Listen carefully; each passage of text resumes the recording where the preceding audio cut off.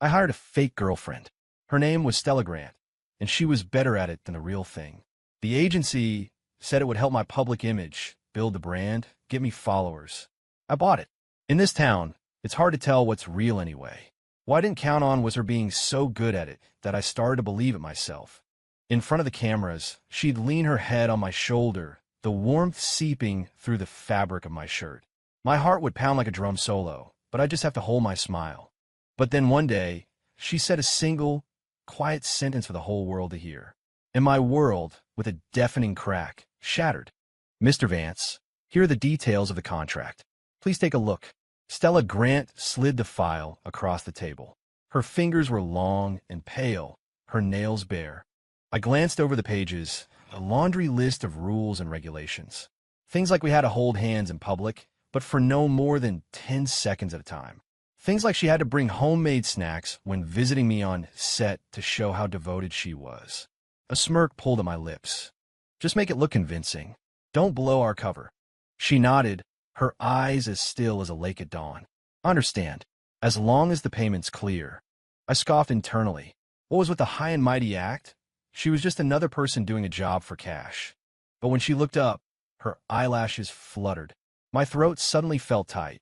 "The first season of the reality show starts filming next week. You should get ready," I said, standing up and deliberately avoiding her gaze. "Don't embarrass me." Her voice drifted over from behind me. "I won't, Mr. Vance."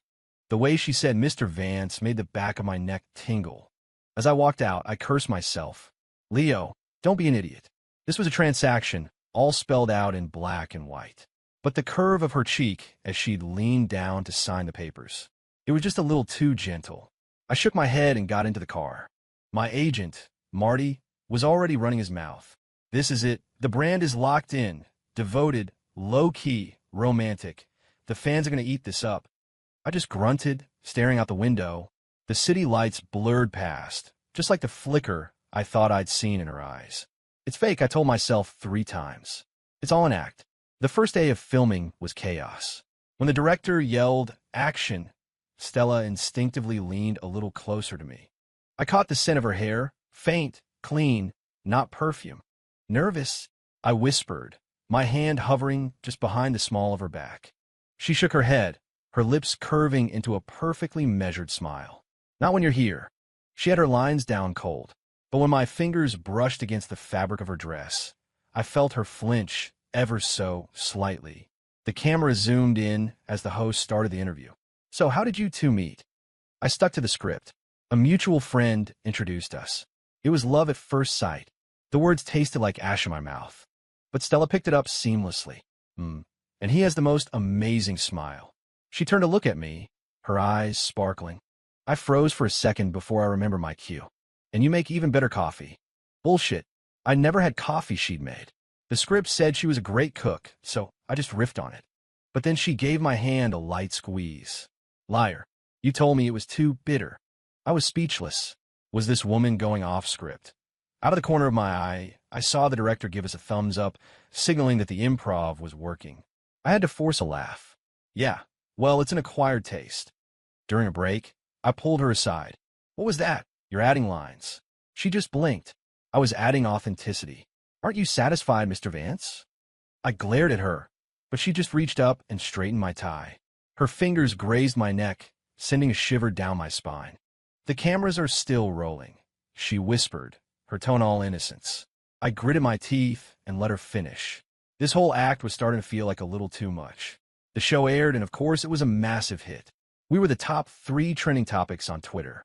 Hashtag Lo and Stella are too sweet. Hashtag the real life rom-com. Hashtag Stella Grant is girlfriend goals. Marty was practically giddy. We got it. We got it. Your A-list status is locked in." I tossed my phone onto the sofa. "It's fake. What's there to celebrate?" Marty just clucked his tongue. "You could always make it real. She seems like a nice girl." I didn't answer. All I could think about was yesterday's taping, when she fed me a piece of fruit. Her fingertips had brushed my lips. They were impossibly soft, and I'd actually eaten it.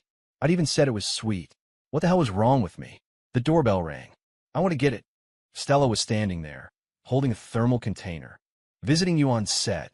Clause 12 of the contract." I let her in, and she went straight to the counter to open the container. Slow-cooked beef stew.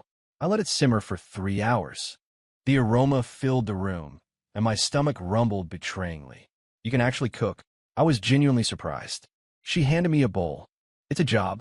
You have to be professional. The stew was incredible. I was halfway through the bowl when I looked up at her. Go easier on the salt next time. She raised an eyebrow. Then don't eat it.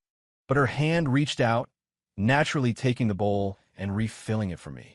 As I watched her, something inside me just crumbled. Stella, did you used to treat all your clients this way? The words were out before I could stop them. She froze. The spoon clinked against the side of the bowl. Mr. Vance, this is a business arrangement. She put the bowl down, her smile as perfect and manufactured as a doll's. Personal attacks aren't part of the deal. I opened my mouth, but nothing came out. She stood up to leave, her back ramrod straight. I stared at the bowl of stew, my appetite gone. Leo, you're a real bastard. Marty told me the producers wanted to add a scene with more intimacy. Just a hug, a quick shot. Nothing crazy. I frowned. That's not in the contract. It is now. The shippers are going wild, Marty said with a wink. You two have millions of fans rooting for you. You've got to give the people what they want. I brought it up with Stella. She was reading a script and didn't even look up. Fine, as long as you increase the payment. A flare of anger shot through me. Is money all you think about? She finally looked at me, her gaze cool. What else is there to think about, Mr. Vance? I was silenced. Yeah, what else? Did I really expect her to actually like me? The day of the shoot, the director set us up on a rooftop overlooking the city. The lighting was soft, the music sentimental. According to the script, I was supposed to hug her from behind. But as I got closer, as I breathed in that scent of hers, my hand started to shake. Nervous? She whispered, a hint of a smile in her voice. I scoffed. Who's nervous? I wrapped my arms around her. Her waist was shockingly slender. She leaned back against my chest, her hair brushing against my chin. It tickled, a feeling that went straight to my heart. Leo Vance, she said suddenly, using my full name. What? Your heart is beating really fast. I stiffened. How could she say everything that came into her head? The cameras were on us. I had to play along. That's because you're in my arms. So cheesy I wanted to gag. But she just let out a low chuckle. Your acting is improving. The second the director yelled, cut, I dropped my arms. But she grabbed my sleeve. Mr. Vance, your ears are red. I touched my ear. It was burning. It's hot up here, I said, my face a stony mask. She just said, oh, and slowly walked away. I stood there for a long time, letting the cold wind blow over me. I couldn't keep this act up for much longer. Halfway through the season, there was a game segment, the kind where you get blindfolded and have to find someone. They blindfolded me and spun me around in the darkness. The director said if I could find Stella, I'd win. Easy, I thought. She always has that faint, clean scent.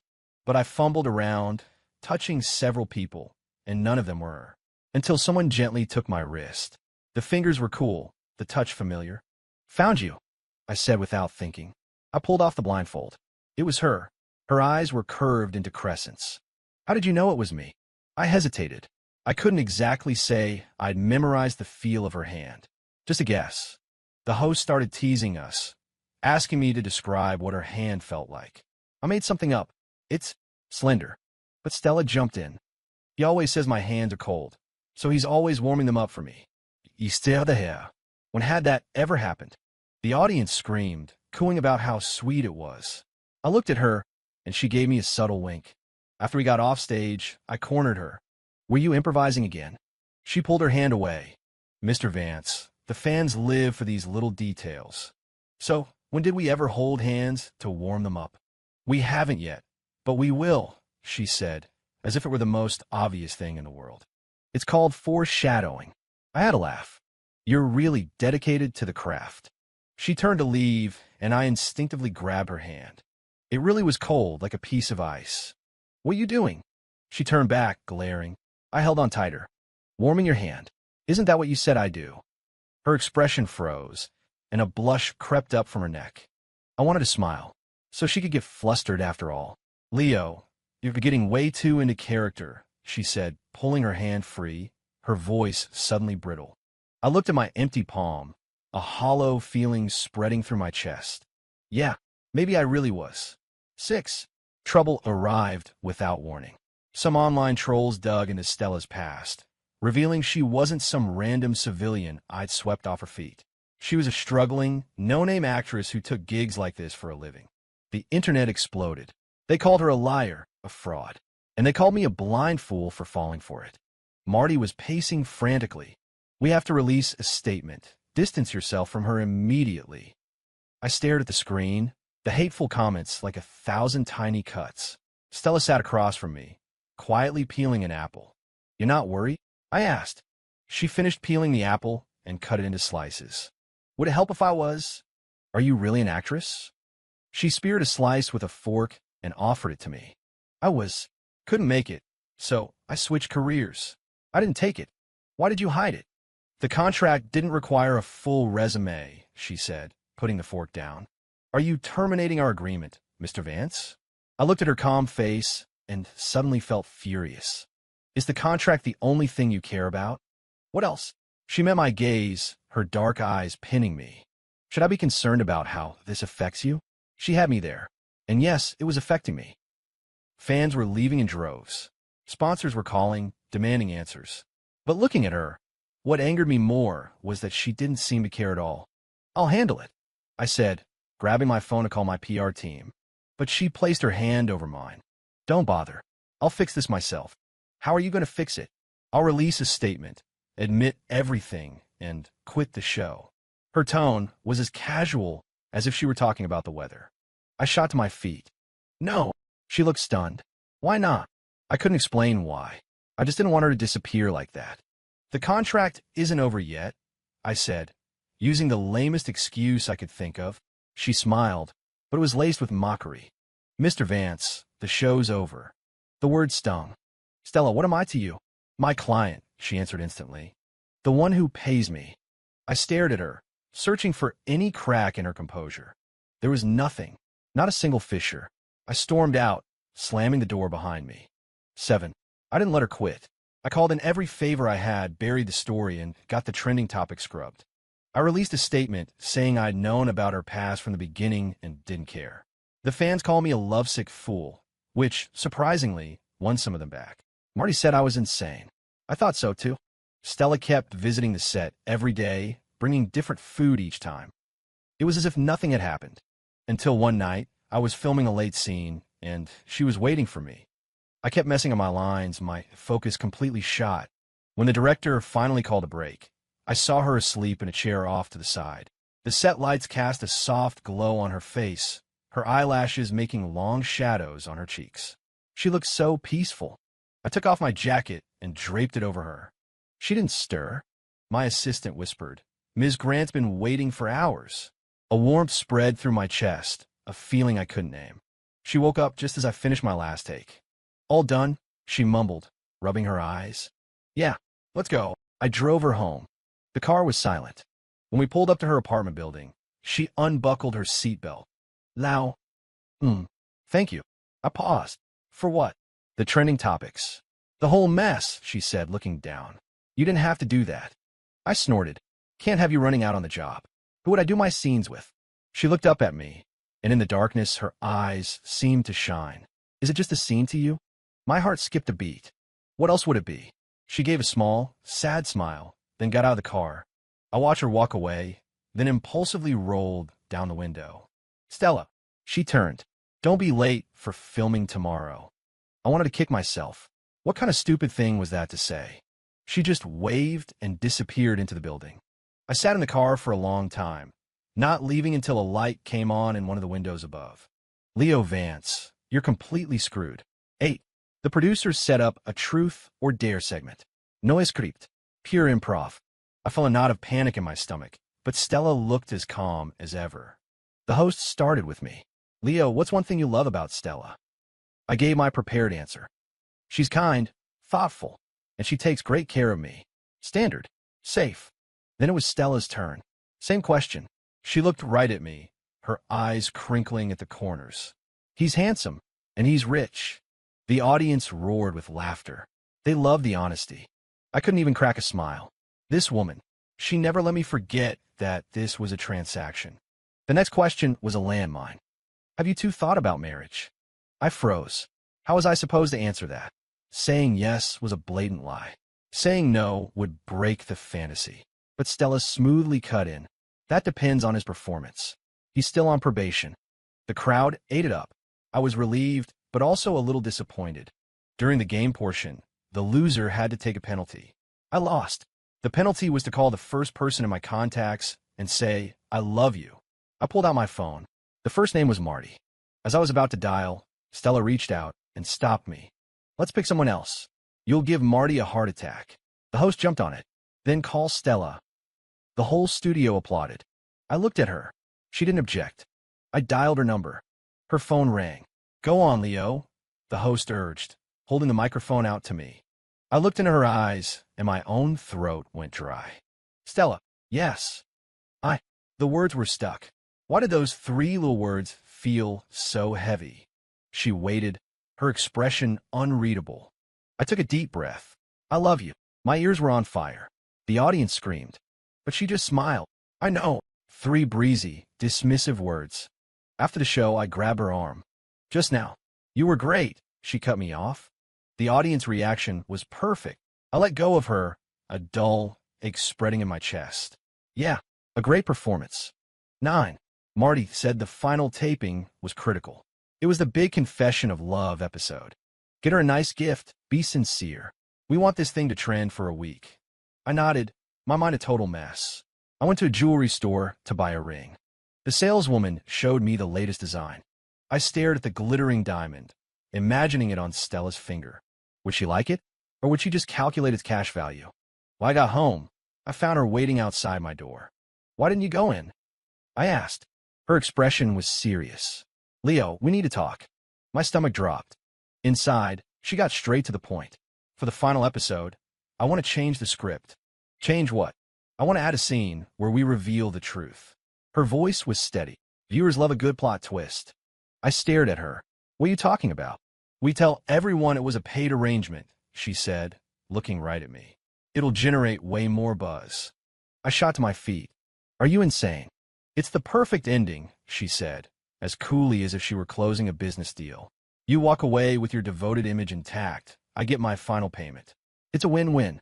I stared at her, searching her eyes for any hint of regret. There was none, just clear, unwavering focus. "Stella, after all these months, you haven't felt anything for me. Not one thing." I regretted the question the moment it left my lips. So pathetic. She smiled a sad, pitying kind of smile. "Mr. Vance, getting too into character is a professional hazard." I collapsed back onto the sofa. "Yeah, and I had a terminal case. What if I told you I wasn't acting?" I looked up at her, putting it all on the line. She faltered for a second, then shook her head. "Don't be ridiculous. I'm serious." I took her hand, not letting her pull away this time. "Stella, I'm falling for you." Saying it out loud was terrifying and liberating. She looked at me, her expression a swirl of emotions I couldn't decipher. "Leo, don't do this." She pulled her hand free. "Our contract is almost up." "To hell with the contract. I'm asking you how you feel." She was silent for a long time. So long I thought the world had stopped spinning. "I'm just someone you hire to do a job." She stood up and walked to the door. "I'll see you at the taping tomorrow, Mr. Vance." The door clicked shut. I picked up a glass and hurled it against the wall. It shattered just like my heart. 10. I didn't sleep at all before the final taping. I just replayed her words, replayed the last few months. It started as a contract, a simple transaction, and it had turned into this. A ridiculous, beautiful, painful dream. In the makeup room, Stella was her usual quiet self. I watched her in the mirror. She was meticulously applying mascara, not once glancing my way. "Stella, what would you do if I terminated the contract right now?" Her hand paused for a fraction of a second. "You'd still have to pay the termination fee." I laughed, a bitter, hollow sound. "All you care about is the money." She put down a mascara wand and turned to face me. "What else should I care about?" Your sudden, inconvenient sincerity. Her words were like knives. "You're ruthless." "Takes one to know one," she said, standing up. "It's time. Let's go." The stage was a romantic fantasy. Flowers, balloons. It looked like a wedding. The audience was packed, their faces full of expectation. The host gave a warm introduction, and then it was time for our confessions. The script said I should give her the ring and recite some heartfelt lines. But as I looked at Stella, I suddenly wanted to burn the script. Stella, I began, my voice hoarse. She looked at me, her eyes pleading for me to stick to the plan. I took a deep breath. These past few months, the audience was silent. Every camera was on us. Suddenly, she stepped forward and wrapped her arms around me. Leo, don't, she whispered, so low only I could hear. I froze, my hands hovering in midair. She pulled away and turned to the cameras, a brilliant smile on her face. There's actually something I've been wanting to tell everyone. My heart stopped. I remembered her idea to change the script. Was she going to blow it all up? Right here, right now? The studio was dead quiet, waiting. I stared at the side of her face, wishing I could freeze time in this single moment. At least before the truth came out, I could pretend she felt something, even a little. She smiled at the camera. Leo and I. She paused. I could practically hear my own frantic heartbeat. Or actually, I squeezed my eyes shut. It's over. Officially dating. My eyes flew open. What did she just say? The audience was silent for a beat, and then the studio erupted in deafening cheers. The host's jaw was on the floor. This clearly wasn't in his notes. Stella turned back to me, and there was something in her eyes I had never seen before. She reached out and took my hand. Leo Vance, she said, her voice carrying through the microphone to every corner of the room. Will you continue to be my boyfriend? I just stood there, stunned. What new script was this? Her finger traced a small, secret line in my palm, and in that instant I understood. She was taking a gamble. She was betting that I would play along, that I would finish this final, insane scene with her. I looked at her for a long, long time. The cheering slowly died down. Everyone was waiting for my answer. I took the microphone from the host. My hand was shaking. No, I said. A total, profound silence fell over the studio. Stella's smile froze on her face. I watched the light in her eyes flicker and die. I won't continue to play this role with you, I said, my voice ringing with clarity. Because I'm done with it. I'm done pretending to like you. I'm done putting on an act for the cameras. With every sentence, the color drained from her face. By the end, she looked like she could barely stand. The director was making frantic gestures offstage. I ignored him. Leo, she started, her voice breaking. I cut her off. But I took a deep, shaky breath. If it were real, if this were about actually being with you, then yes. I dropped the mic, grabbed her hand, and walked off the stage. The place exploded into chaos behind us. Security guards tried to stop us, but I just pushed past them. I didn't stop until I had pulled her into an empty dressing room and shut the door. She leaned against it, her chest heaving. Are you insane? She asked. Yes, I nodded. You drove me insane. She laughed, but a tear rolled down her cheek. Leo Vance, you are such a bastard. Takes one to know one. I reached out and wiped the tear away. Were you scared? She glared at me. What do you think? Good, I said, gently pinching her cheek. That's what you get for scaring me first. She was quiet for a moment. Why? She asked. Why what? Why me? She said, looking up, her eyes still red. You could have just kept up the act. It would have been better for your career. I looked at her. This woman who made me feel more than I ever thought I could.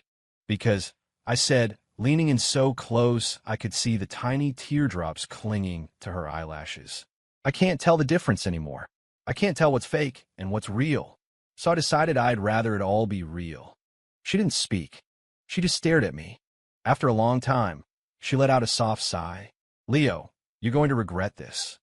Maybe, I admitted, but I'd regret not doing it even more. We could hear shouting outside the door. Marty was yelling my name. Reporters were banging on the door. Neither of us moved. Stella Grant, I said, using her full name. Yes. The contract is over. I know. Want to renew? I asked. This time, no payment. She stared at me. Then a slow smile spread across her face. Then what's the price? You, I said. The real you. She reached up, wrapping her arms around my neck. Her warm breath ghosted against my ear. Deal, she said. Later. Later, of course, was a complete mess. Marty threatened to quit. The studio threatened to blacklist me. My fans split into two camps. The ones who sent blessings and the ones who sent hate mail. I ignored it all. Stella moved into my place. The first morning, I woke up and saw her in the kitchen. She was wearing my t-shirt and nothing else. Making fried eggs. I leaned against the doorframe, just watching her. She turned and scowled. "What are you looking at?" "You," I said. "Making sure you don't run away." She rolled her eyes. "Can't. The penalty for breaking this contract is too high." I walked over and wrapped my arms around her from behind. She tensed for a moment, then relaxed into my embrace. "Lau, do you really like me?" she asked, her voice barely a whisper. The eggs sizzled in the pan. I leaned down and kissed the top of her head. "What do you think?" "I need to hear you say it," she said stubbornly. I was quiet for a moment. "It was fake at first," I said. "And then somewhere along the way, it became real. Maybe it was when I held you on the rooftop. Maybe it was when you fed me that piece of fruit.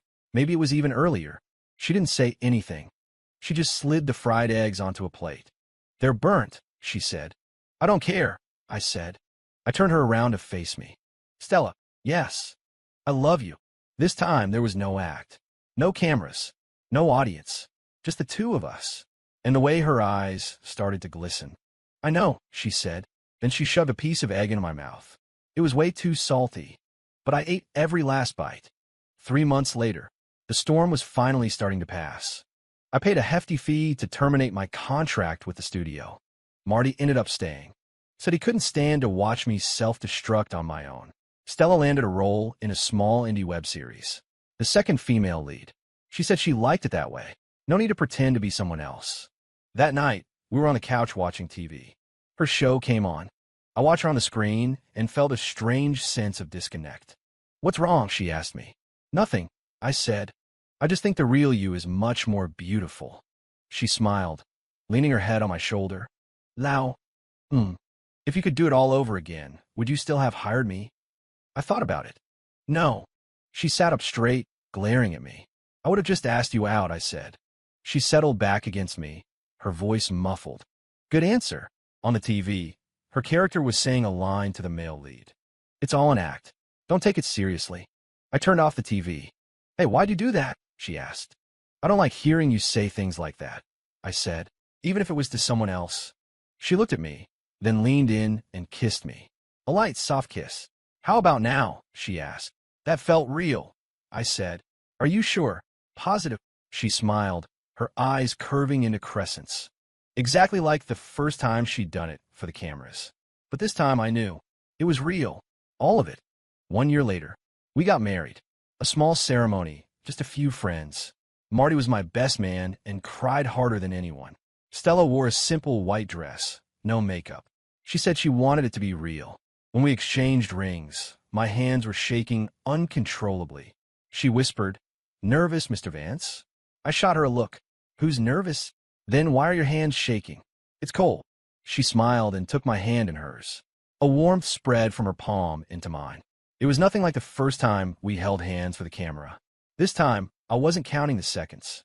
The officiant asked, "Leo, do you take this woman?" I looked into her eyes.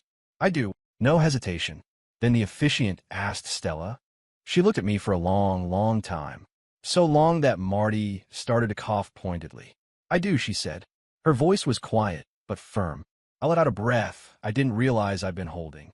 After the ceremony, we took pictures in the backyard. The sun was setting, casting a golden light on her hair. I reached out and tucked a stray strand behind her ear. She looked up at me. "Leo, thank you," she said. "For what?" "For not giving up on me that day on the stage." I shook my head. "I should be thanking you," I said. "Thank you for showing me that real is so much better than fake." She smiled and rested her head on my shoulder, just like she did the first time for the cameras. But this time, there was no director to yell cut. No script, no 10-second limit. Just us, and a real life that no longer needed a performance. After the photos, we sat on a bench. Her hands were still cold. I took them in mine and tucked them into my coat pocket. "Leo, did I ever tell you," she said, turning to look at me, her eyes shining, "that the first time I met you, I knew you were different?" I raised an eyebrow. "Different how?" "Unbelievably handsome," she said. I grinned. "Was it love at first sight?" "Nope." She shook her head. "Back then, I just thought you were an arrogant jerk." So when did it start? I asked. She thought for a moment. Maybe that time on the rooftop. When you hugged me, your heart was pounding. And I thought to myself, wow, this guy is a really good actor. I squeezed her hand. That wasn't acting, I said. That was real. She froze. Really? Really? I said. More real than anything. She smiled, burying her face in my shoulder. After a moment, I felt a dampness spread through my shirt. Are you crying? I asked. No, she mumbled. I gently lifted her face. She was definitely crying. What are you crying for? I asked. I'm happy, she said. I wiped away her tears. Don't cry, I said. You'll ruin your makeup. I'm not wearing any, she replied. Well, don't cry anyway, I said. It makes my heart ache. She looked at me, then broke into a smile. Leo Vance, you've gotten really good with the sweet talk. I've been practicing, I said. With who? With you, I said. Every night, in front of the mirror. She burst out laughing, tears still clinging to her eyelashes. The sunset stretched our shadows long across the grass. They overlapped until you couldn't tell one from the other. Just like our story, it started out as a lie and continued as the truth. Maybe that was the best ending of all. When we got home that night, she was so tired she collapsed onto the couch. I went to the kitchen to make some pasta. She followed me in and wrapped her arms around my waist from behind. Leo, are we always going to be like this? She asked, her voice thick with sleep. I stirred the pasta in the pot. No, I said. Her body went rigid against my back. We're going to fight, I said. We're going to have misunderstandings. There will be days when we can't stand each other. But I turned off the stove and turned to face her. I will always love you. Really, really. She looked at me for a long time. Then she leaned in and kissed the corner of my mouth. Okay, she said. I'll trust you on that. The pasta was overcooked, but we ate every last bite. Just like those burnt eggs that first morning. They tasted terrible, but we finished all of it. Nothing was left. Before we went to sleep, she said suddenly, Leo, let's go public. I was confused. Aren't we already? I mean, she said, looking at me. Let's tell the whole story. From the beginning. The contract and everything. Yes. I frowned. Why? Because I want everyone to know, she said, that something fake can become something real. I looked at her earnest face and smiled. Whatever you want, I said. After all, I'm all yours now. You were tricked into it, she said. Willingly, I replied. She turned off the light and snuggled into my arms in the darkness. I heard her voice. Leo, I love you, she said. I know. What about you? I asked. I love you more, she whispered. She gave a contented sigh and fell asleep. I watched her sleep in the faint moonlight. I thought back to the very first time I saw her. She was sitting in a conference room, her expression cool and distant. As long as the payment's clear, she'd said. Thinking about it now, maybe I was a goner from that very first moment. I just didn't know it yet. The important thing is, in the end, we both knew that real is better than fake. That love is more important than money, and that she is more important than anything. That's enough. And